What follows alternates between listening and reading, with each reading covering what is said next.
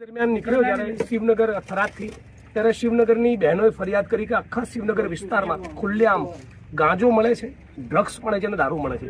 ત્યારબાદ કેટલાક મિત્રો મને આ જગ્યાએ લઈને આવ્યા. આ બાજુમાં સ્કૂલ છે. કેમેરામેનને વિનંતી કરું કે તમે જરા સ્કૂલ બતાવો. આ સ્કૂલ છે અને સ્કૂલની બાજુમાં આ મકાનમાં અહીંયા આ બાજુ લાવો કેમેરો.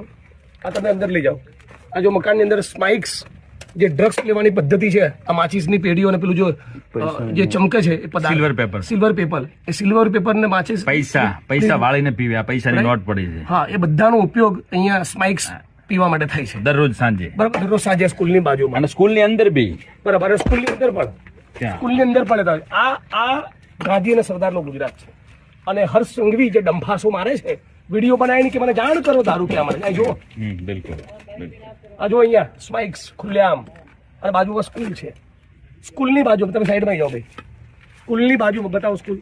આ સ્કૂલની બાજુમાં અહીંયા આ ઓરડીની અંદર અહીંયા આ ડ્રગ્સ મળી રહ્યું છે. અહીંયા ડ્રગ્સ લોકો પીવે છે. આ બાથરૂમ છે સ્કૂલનું, એની અંદર